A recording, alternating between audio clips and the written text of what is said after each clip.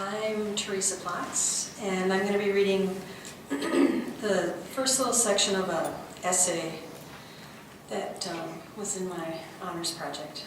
The title is On Lies, Liars, and Lying. Breathe and drop back into your body, right? Almost all of us have been tempted to lie at some point, said the press release announcing the new study Psychological Science was getting ready to publish in the fall of 2012. Another study by another team of doctors in the effort to learn more about what motivates human beings to lie. From where I sit, that entire opening sentence is a string of equivocation. A lie. I wonder why a prestigious scientific journal didn't opt for a bolder statement like, every one of us has lied, or just plain, everyone lies. Granted, everyone lies is more direct than some people are comfortable with, but at least it's accurate.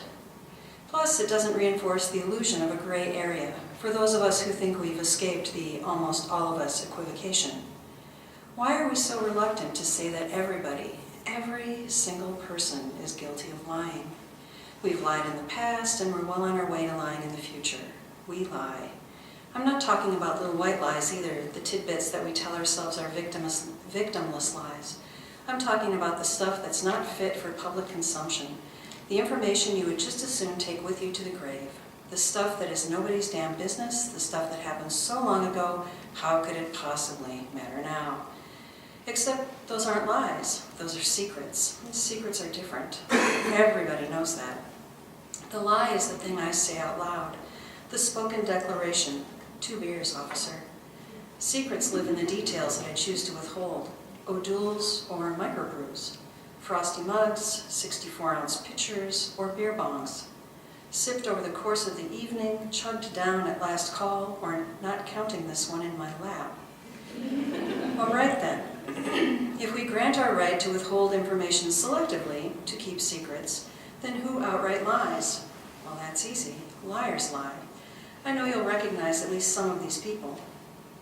Recreational liars, the people we typically refer to as bullshitters and embellishers. Serial liars that just keep on lying, trying to cover the trail that follows them everywhere. The liars who get all tripped up in their story and contradict themselves. The jackasses who lie for the sake of lying, who approach life like a gullibility test. The liars who know you know they're lying but deny it just the same. Delusional liars, the people who honestly believe the story they just made up. The spoiling for a fight liars who go strident over a trifle in order to redirect suspicion onto others. Pathological liars who consider themselves performance artists. Redacting liars who literally apply a Sharpie to the written record. The people who freak out at the people who get busted for lying as if they would never, when in fact they have, and they do, and they will again. The pastor who fudges his golf score or hits on his parishioners, eHarmony subscribers who post outdated photos and fabricate fictitious profiles, people who stalk exes and prospects alike on social media and beyond, job seekers who pad the credentials on their resumes, citizens who fudge the numbers on their tax returns or don't file at all, people who use cheater apps to crush friends and strangers at Words with Friends. Cinema fans who parlay single movie tickets into day-long marathons. Neighbors who insist their cat isn't responsible for the piles of cat shit all over your front yard. Conspicuous consumers who spend more than they make buying things they don't need to impress people they don't even like, and their priceless dismay as they learn the ropes of bankruptcy proceedings. What about babysitters who rob your liquor supply? And dinner guests who rifle your medicine cabinet? We've got people who buy booze for kids, people who insist on driving drunk, repeat offenders who drive on revoked licenses without insurance, and their friends who help them out by blowing sober breath into Intoxilox.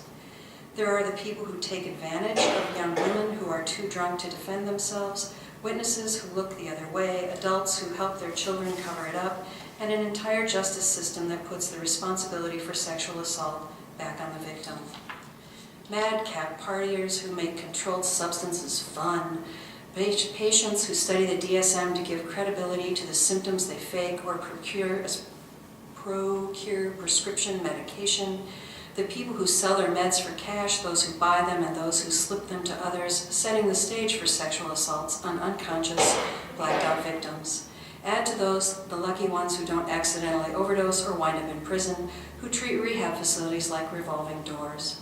We shouldn't overlook the medical community, the docs who don't understand whom they're dealing with, those who prescribe in exchange for kickbacks from pharmaceutical companies, the companies that falsify study results to get their drugs to market, the medical journals with lax standards for what constitutes a valid study and overwhelming evidence.